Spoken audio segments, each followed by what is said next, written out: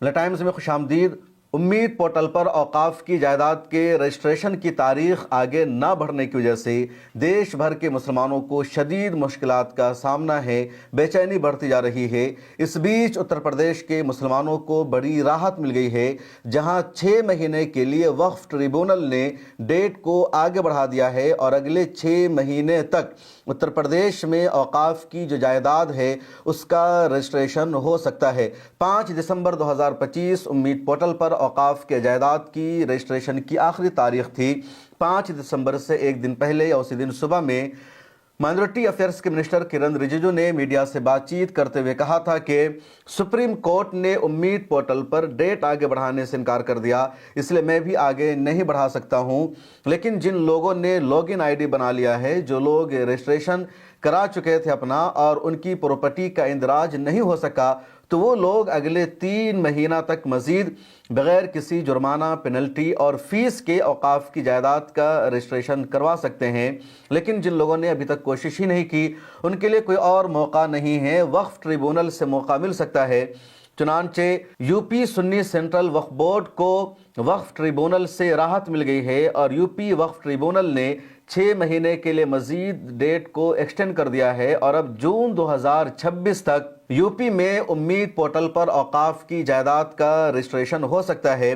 لیکن یہ راحت صرف یو پی وقف بورڈ کو ملی ہے، یو پی کے مسلمانوں کو ملی ہے۔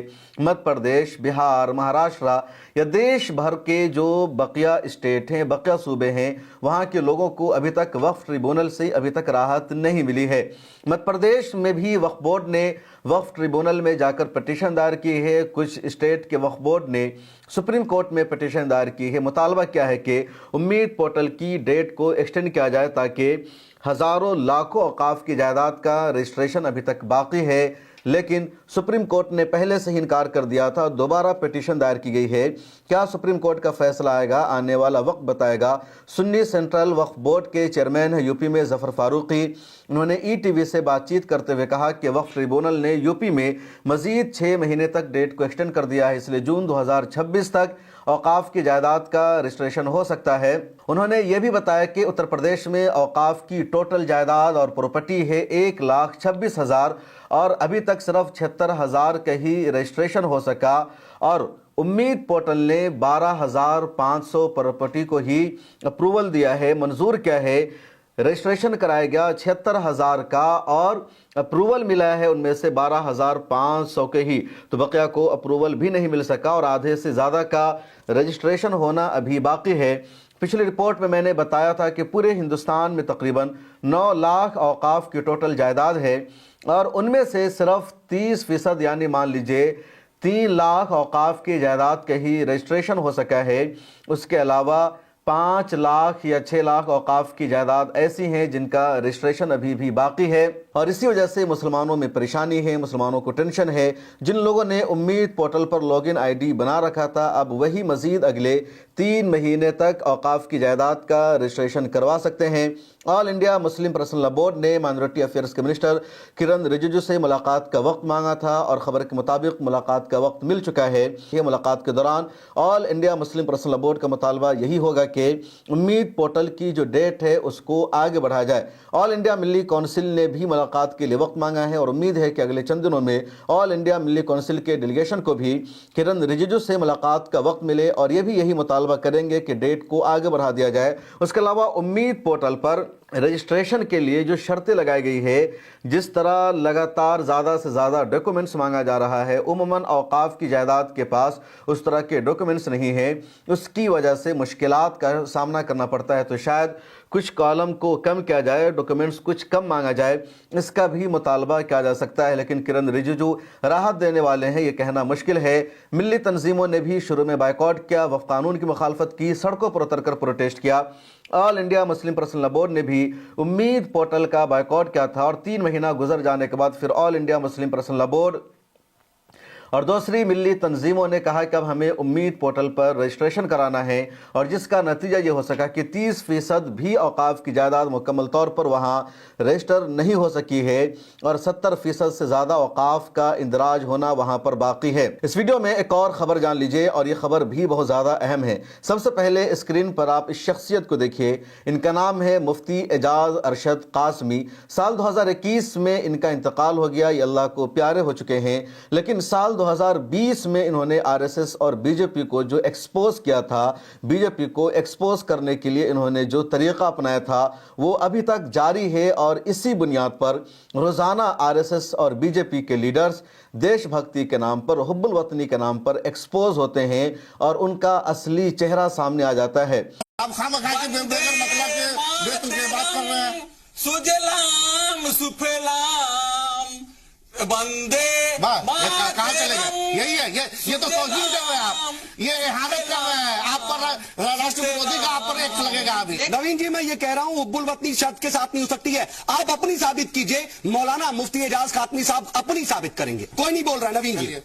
بندے ماترم سجلام سفلام ملیج شیتلام سنسیام ملیام سبرت جوتسم پلکسیام بندے ماترم پلکستا سمیتا دمل سنامیم سہاسن سمندر بھوسمانی بندے ماترم۔ آپ نے اس ویڈیو کو دیکھا، یہ ویڈیو ہے سال 2020 کے ایک ٹی وی چینل کے ڈیبیٹ کی۔ مفتی اعجاز ارشد قاسمی BJP کے اسپوک پرسن نوین کو سیدھے سیدھے چیلنج کر رہے ہیں کہ اگر سچ میں تم دیش بھکت ہو، تمہارا یہ ماننا ہے وندے ماترم پڑھنا دیش بھکتی ہے، حب الوطنی ہے، تو تم وندے ماترم سنا دو۔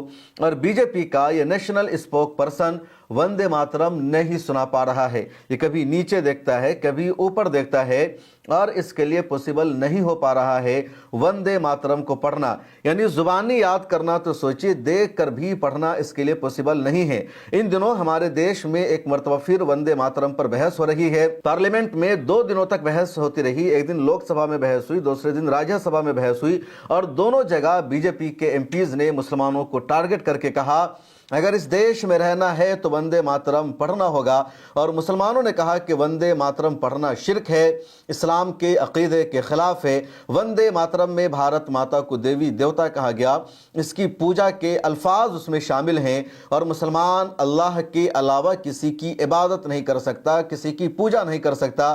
اس لیے اگر وندے ماترم حب الوطنی کا، دیش بھکتی کا پیمانہ ہے تو مسلمان اس کو ایکسپٹ کرنے کو تیار نہیں ہے، جو ہوگا دیکھا جائے گا۔ یہی برداشت نہیں ہو سکا، اور یہ بحث پہلی مرتبہ دیش میں نہیں چھڑی ہے، بلکہ آزادی سے پہلے یہ بحث چل رہی ہے، اور اس بحث کو یہاں تک پہنچانے میں کانگریس کا سب سے نمایاں کردار ہے۔ کانگریس نے ہی سب سے پہلے وندے ماترم کو نیشنل سانگ یا راشٹریہ گیت قرار دیا تھا۔ 1937 میں کانگریس ورکنگ کمیٹی کی میٹنگ ہوتی ہے، رابندر ناتھ ٹیگور نے کانگریس کی ورکنگ کمیٹی کو باضابطہ خط لکھ کر کہا تھا کہ وندے ماترم شرکیہ عقائد پر مشتمل ہے، مسلمانوں کے عقیدے کے خلاف ہے، اس لیے اس کو راشٹریہ گیت بنانا صحیح نہیں ہوگا۔ اس کے باوجود کانگریس کی ورکنگ کمیٹی نے وندے ماترم کی شروع کی 2 لائن کو راشٹریہ گیت کا حصہ بنا دیا، اس کو آزادی کا نعرہ بنا دیا۔ اس کے بعد لگاتار اس پر بحث ہوتی رہی، اور اب BJP نے اس کو مدعا بنا لیا، آزادی سے پہلے، آزادی کے دوران، اور اب بھی ہمیشہ وندے ماترم کو ایشو بنایا جاتا ہے۔ لیکن وندے ماترم پر RSS اور BJP کو جس طرح سنجے سنگھ نے ایکسپوز کیا ہے، کپل سبل نے ایکسپوز کیا ہے، منوج کمار جھا نے ایکسپوز کیا ہے، اسی طرح کھڑگے نے ایکسپوز کیا ہے، وہ بہت زیادہ اہم ہے۔ اور یہ جو اسپیچ ہے سنجے سنگھ کی، سننے سے تعلق رکھتی ہے۔ مکمل اسپیچ ملت ٹائمز کی YouTube پر ہی موجود ہے، اسے ضرور دیکھ لیجئے گا۔ یہاں پر کچھ پارٹ آپ سنیے۔ وندے ماترم کا نعرہ لگا کر لوگ جیل گئے، لاٹھیاں پڑی ان کو۔ میں آپ کے مادھیم سے اس سرکار سے پوچھنا چاہتا ہوں، RSS کے 4 لوگوں کا نام بتاؤ جو وندے ماترم نعرہ لگا کے جیل گئے، ان کا نام بتاؤ آپ۔ 4 لوگوں کا نام بتاؤ آپ، اپنے 4 پرکھوں کا نام آپ بتاؤ۔ آپ نے 52 سال تک ہندوستان کا ترنگا جھنڈا RSS کے مکھیالے پہ نہیں پھہرایا، سر نہیں پھہرایا۔ اور 3 لوگوں نے RSS کے مکھیالے پر جب یہ جھنڈا پھہرایا، ان تینوں کے نام میں پڑھ رہا ہوں، विजय, उन्मत, दिलीप, इन तीनों लोगों के खिलाफ आरएसएस ने एफआईआर दर्ज कराई। किस अपराध में? कि हमारे दफ्तर में तिरंगा क्यों फहरा दिया, और कितने साल तक मुकदमा लड़े? 13 साल तक मुकदमा लड़े। यह है आपकी असलियत।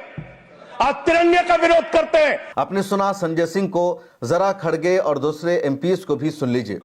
महात्मा गांधी ने जब 1921 में असहयोग आंदोलन, नॉन कोऑपरेशन मूवमेंट छेड़ा तो लाखों कांग्रेसी स्वतंत्रता सेनानी भारत माता की जय, महात्मा गांधी की जय और वंदे मातरम का नारा लगाते हुए जेल जा रहे थे। आप क्या कर रहे थे? ब्रिटिशों के पास नौकरी कर रहे थे।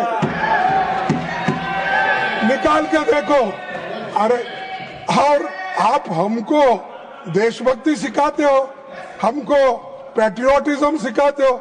अरे, पहले तो आप पैट्रियोटिज्म के नाम से डरते थे और सिर्फ सेवा करना ब्रिटिशरों का जानते थे।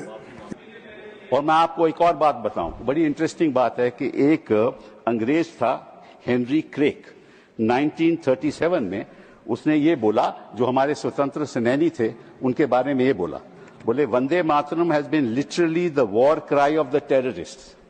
क्या मतलब था? कि जो वहां लड़ाई लड़ रहे थे कॉलोनियल पावर के खिलाफ, उनको टेररिस्ट बुलाया गया। क्यों बुलाया गया? क्योंकि अपने हकों के लिए लड़ रहे थे, इसीलिए बुलाया गया ना। तो आजकल के जो हमारे छात्र हैं वो टेररिस्ट हो गए हैं, हमारे जर्नलिस्ट हैं वो टेररिस्ट हो गए हैं, उनके खिलाफ यूएपीए ये चीजें लग रही हैं ना। तो उनकी लड़ाई कौन लड़ेगा? सत्ता पक्ष के लोग तो लड़ नहीं सकते। तो जो अचंभे की बात यह है कि ये वंदे मातरम की बात करते हैं, जब हमें वंदे मातरम की बात करनी चाहिए। वंदे मातरम तो हमें चिल्लाना चाहिए ना। इनका क्या हक है? ये तो अत्याचार रोज करते हैं, जनता के ऊपर रोज करते हैं ये अत्याचार। इन तमाम लोगों को आपने सुना, और इन तमाम लोगों ने जिस तरह वंदे मातरम पर एक्सपोज किया है आरएसएस को, बीजेपी को, इससे बीजेपी जलील हो चुकी है। बीजेपी के पास कुछ भी जवाब नहीं बचा है।